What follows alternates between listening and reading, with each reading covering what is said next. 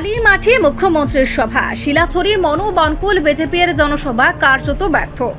স্বশাসিত জেলা পরিষদ নির্বাচনকে সামনে রেখে 28 নং শিলাছড়ি মনোবনকুল আসনে বিজেপি প্রার্থী কঙ্গজং মগের সমর্থনে আয়োজিত মুখ্যমন্ত্রীর জনসভা কার্যত ব্যর্থ হয়েছে।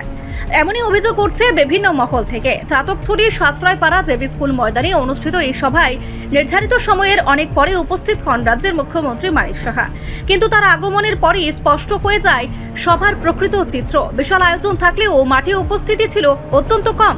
হাতে গোনা কিছু দলীয় কর্মী সমর্থক ছাড়া সাধারণ মানুষের ভিড় তেমন চোখে পড়েনি।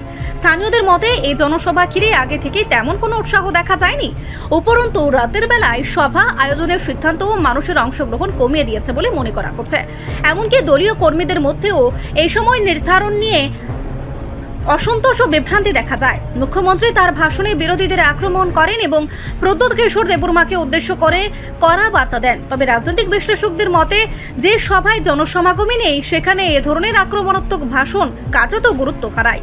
সভা শেষে 29টি পরিবারের 99 জন ভোটার বিজেপিতে যোগ দেওয়ার দাবি করা হলেও সেই দাবির সত্যতা নিয়েও প্রশ্ন উঠছে। নির্ভরযোগ্য কোনো তালিকা বা স্পষ্ট তথ্য না থাকায় বিষয়টিকে ঘিরে সংশয় বাড়ছে।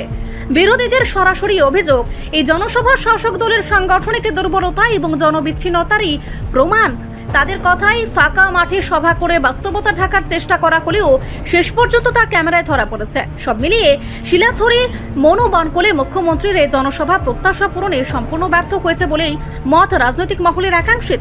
এখন দেখার এই ব্যর্থতার প্রভাব আসন্ন নির্বাচনে কতটা পড়ে।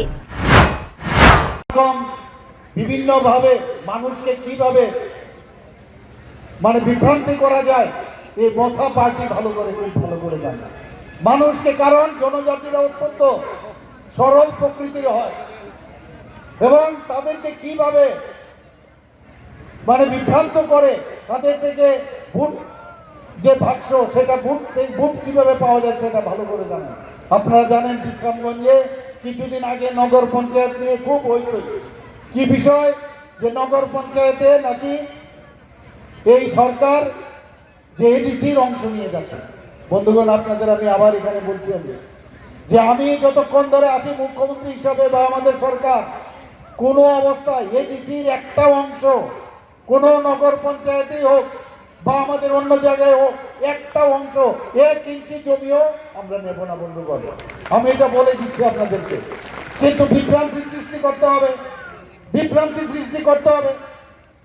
মাত্র 3টা পঞ্চায়েত নেওয়া হয়েছে, সেখানে ডিমান্ড এবং সেখানে এসে এই তীব্রমাথার যিনি সুপ্রিমো এসে বলছেন, অফিসারদের বলছেন যে এখানে যে ম্যাপ দেখান।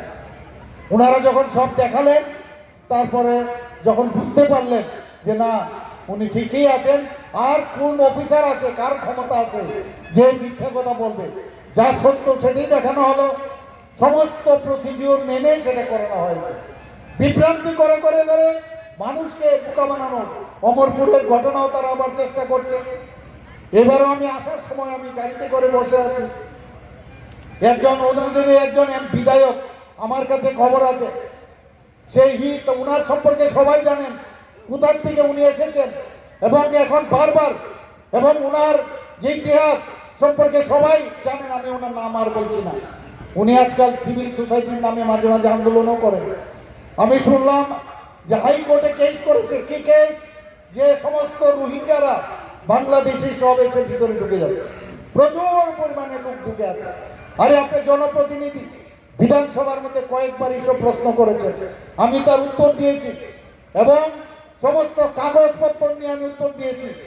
তারপরেও এই এডিসিকে সামনে রেখে ওনারা এখানে একটা বিভ্রান্তি সৃষ্টি করার জন্য চেষ্টা করেছে।